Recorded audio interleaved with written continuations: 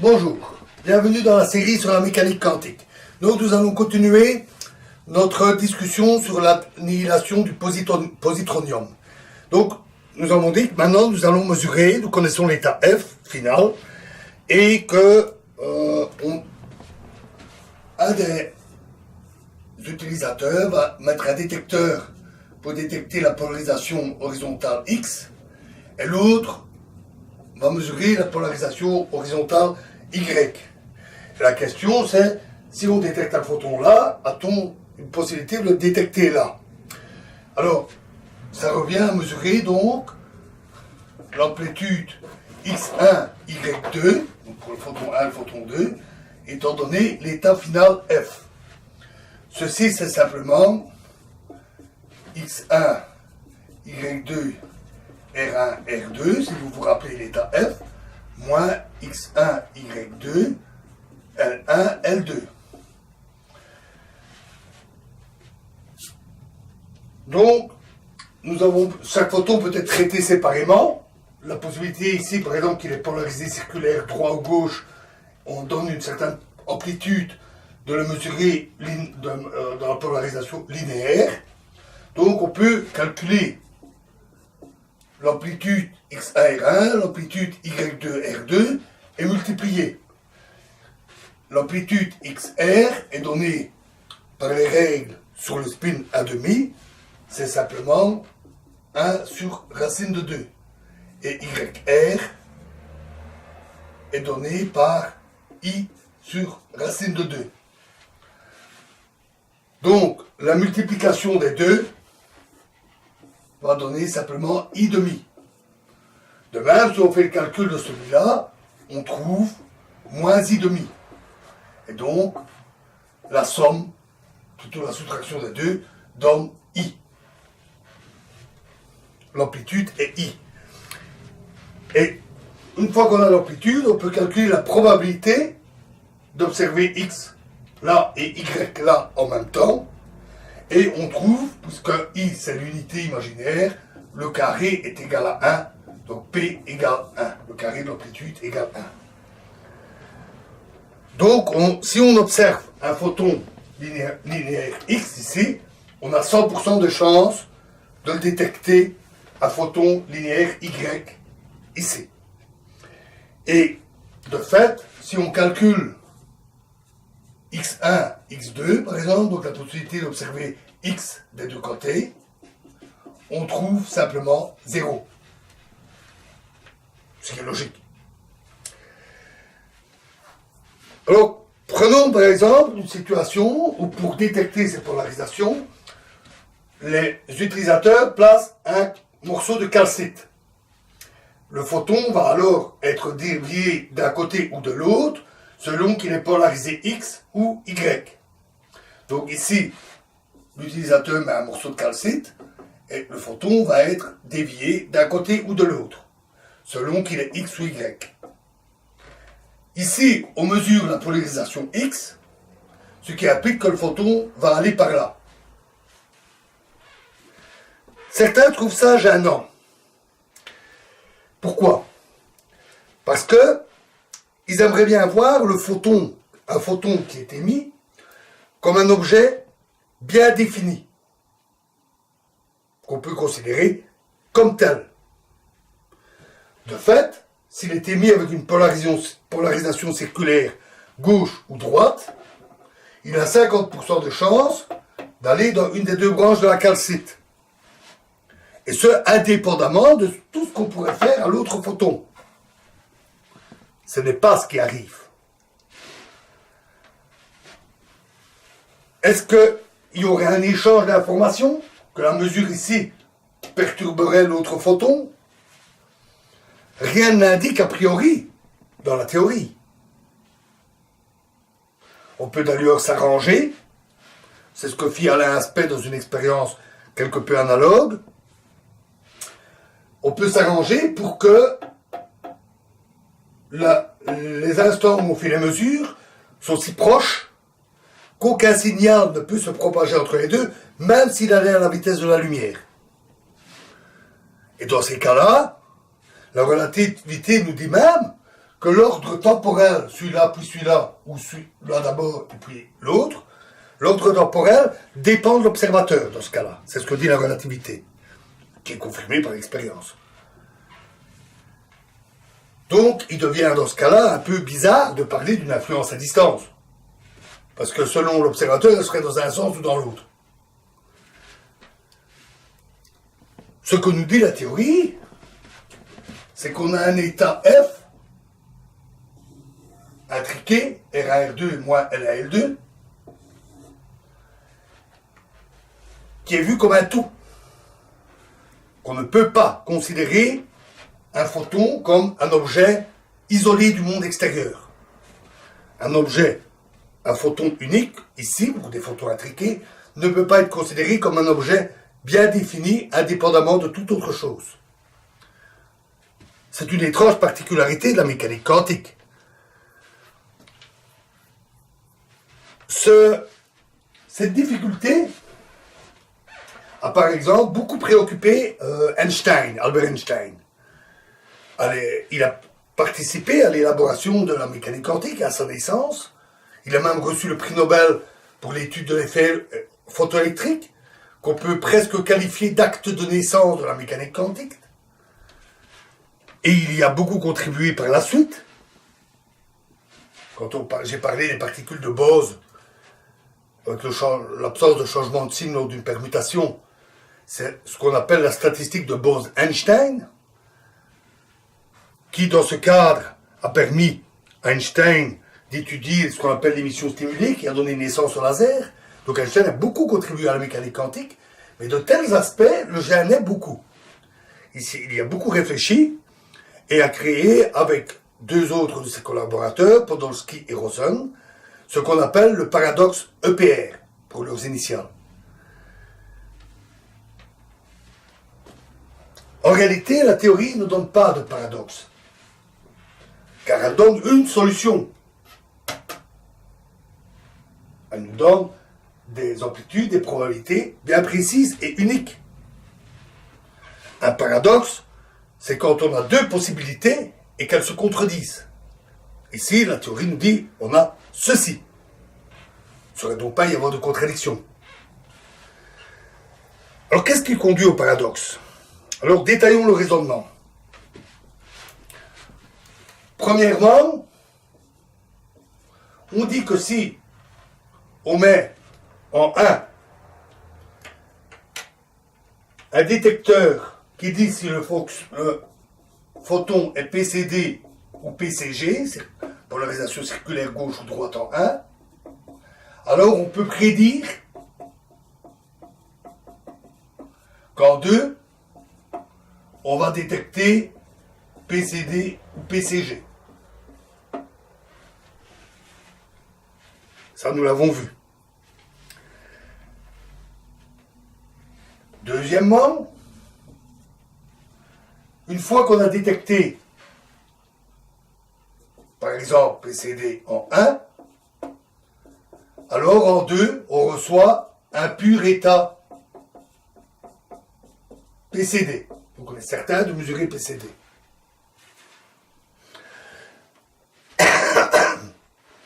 Troisième point, si j'effectue une mesure sur un photon,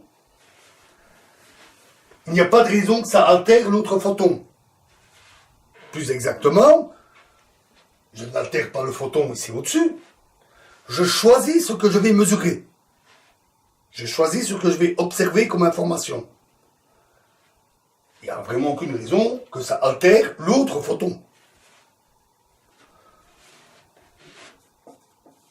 Le choix de la mesure en 1 n'influence pas le photon 2.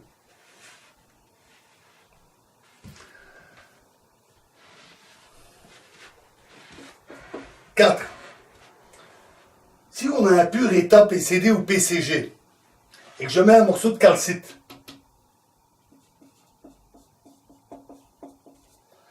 alors la théorie nous dit, PCD ou PCG pur, nous dit qu'on a 50% de chance d'observer X ou Y. et que c'est une pure probabilité quantique, inaltérable. C'est 50%, point. Une probabilité qui ne résulte pas d'un mécanisme caché.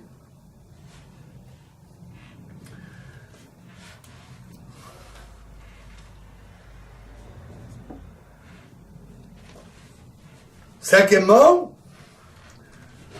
le choix de la mesure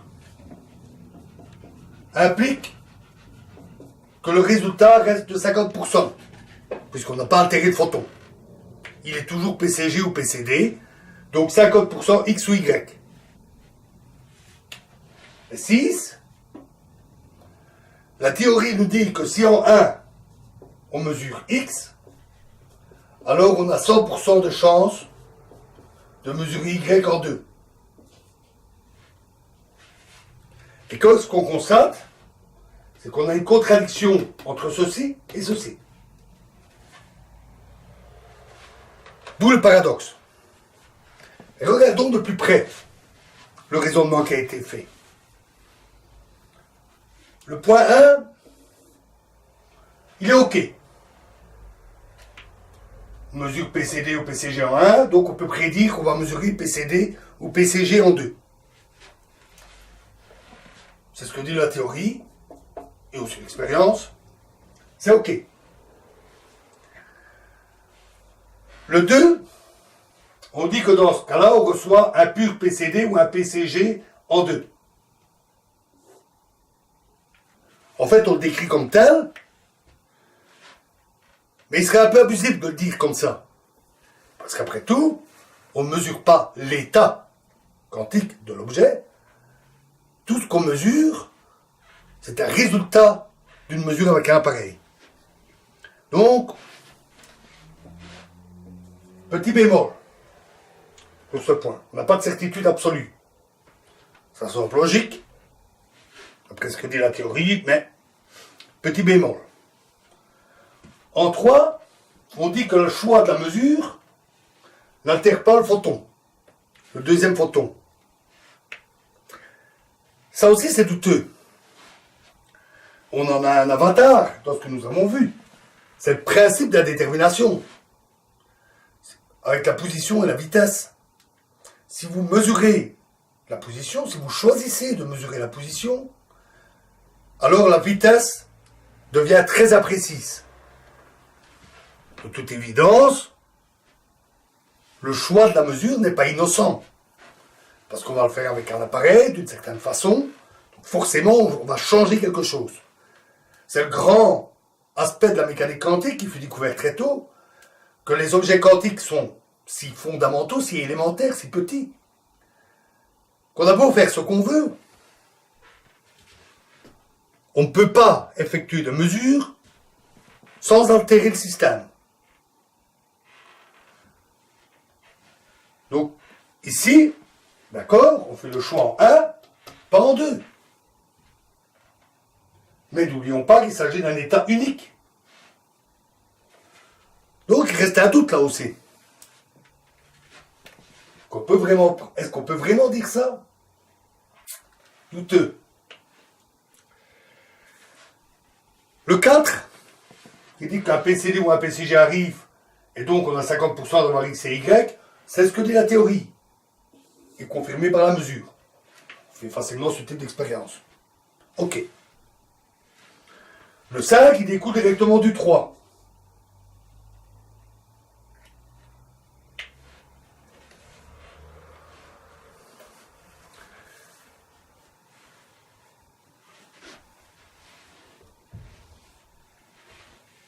Et donc, on ne peut plus dire qu'on va, à coup sûr, toujours obtenir 50%, si le 5 devient faux, et il n'y a plus de paradoxe.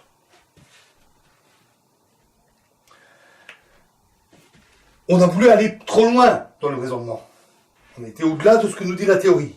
La théorie nous donne un résultat, on peut le confronter à l'expérience peut valider la théorie, mais on ne peut pas aller au-delà sans prendre de risques. De toute évidence, 2 et 3, il y a quelque chose à rejeter là. Un des aspects importants, c'est le raisonnement contrafactuel. Alors qu'est-ce que c'est que ça, un raisonnement contrafactuel?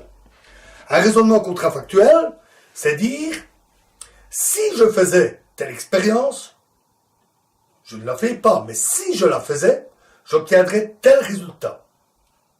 Et donc, je considère ce résultat comme acquis, alors que je n'ai même pas fait l'expérience. Et dans une autre expérience, dans une autre approche, je tiens compte de ce que je considère comme un fait acquis. C'est considérer comme réel, comme valable, le résultat d'une expérience ou d'une mesure qui n'a pas été réalisée. Ça, c'est un raisonnement contrafactuel. Et c'est très dangereux. En physique classique, ça va. Si vous dites que, en fonçant dans un mur à 200 km/h avec une voiture, vous allez vous écraser sur le mur, même si vous ne faites pas l'expérience, ce que je déconseille, évidemment, pour être sûr que c'est vrai. En mécanique quantique, c'est plus délicat, puisqu'il y a un tel lien entre les choix des mesures et les résultats. La mesure modifie les états. On l'a vu avec Young.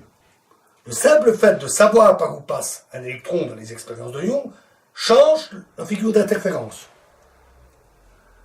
On n'y échappe pas. Donc, dire « je ne fais pas l'expérience et je considère le résultat », c'est comme dans Young dire « si je mesurais par où passe l'électron, j'aurais plus d'interférence. Et donc, je ne dois pas avoir d'interférence. » Mais on en a. Si on ne mesure pas par où passe l'électron, on a bien des interférences. Donc, il est erroné de faire ce raisonnement en mécanique quantique. Le raisonnement contrafactuel, qui est fréquent dans le langage courant, en physique classique, il est faux en mécanique quantique. L'expérience de Young le prouve. Et ici, on en fait un.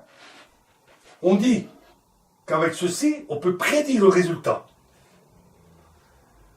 Et par après, on considère ça comme acquis. On considère que quoi qu'on fasse, même si on mesure X, on a un PCD-PCG pur qui arrive ici, et donc 50% de chance de mesurer X et Y. Ce qui est faux. Ça, c'est vrai si on avait mesuré PCD ou PCG en 1. Mais c'est parce qu'on a mesuré. On a mesuré X. On a fait un raisonnement contrafactuel. Ce qui nous a mené dans le mur. Ça doit conduire une voiture à 200 à l'heure. Il faut vraiment se méfier des raisonnements contrafactuels. En mécanique quantique, ils aboutissent presque toujours à des erreurs. Pour avoir un paradoxe, il faudrait qu'on puisse imaginer une expérience avec du positronome ou toutes sortes de choses, et qu'en utilisant la théorie, d'une manière ou d'une autre, on aboutisse à des résultats différents et contradictoires. Or ça, le fait est qu'on n'en connaît pas. La théorie, la mécanique quantique est une théorie consistante, qui peut se baser sur quelques postulats très simples, espace de Hilbert, opérateur, etc. Démontrer sa consistance en utilisant les outils de la logique formelle des mathématiciens n'est pas très difficile. La théorie est consistante et donc ne peut pas aboutir à une contradiction. Donc tout paradoxe vient de raisonnements erronés ou de raisonnements qui vont au-delà de la théorie, abusivement au-delà de la théorie. Comme considérer le 2 ou le 3 comme une certitude, alors que la théorie ne le dit pas. Ou considérer les raisonnements contrafactuels qui ne marchent pas en mécanique quantique. Nous reviendrons sur tout ça, beaucoup plus tard, quand nous aborderons les interprétations de la mécanique quantique. Alors, interpréter la mécanique quantique, ça implique forcément de connaître la mécanique quantique. On ne peut pas interpréter quelque chose qu'on ne connaît pas. C'est une des grandes différences avec la physique classique. La physique classique, c'est la physique de la vie de tous les jours. On la connaît même intuitivement. La mécanique quantique, c'est un monde plutôt exotique. Donc, il faut d'abord apprendre la mécanique quantique avant de l'interpréter. Nous verrons que les physiciens n'ont pas été avares pour imaginer toutes sortes d'expériences aboutissant à des résultats franchement étonnants Chaque fois, la théorie s'en sort très bien. Elle n'est pas paradoxale. Les raisonnements faits autour peuvent l'être, s'ils sont malmenés, ce qui permet de mieux comprendre, de mieux interpréter la théorie, en sachant qu'est-ce qu'on peut dire, qu'est-ce qu'on ne peut pas dire. On reparlera de tout ça plus tard. Ici, nous allons, dans la prochaine vidéo, nous allons passer à un autre type d'expérience. Nous allons voir ce qui résulte de la mesure du spin nucléaire, c'est-à-dire du noyau des atomes. Je vous remercie.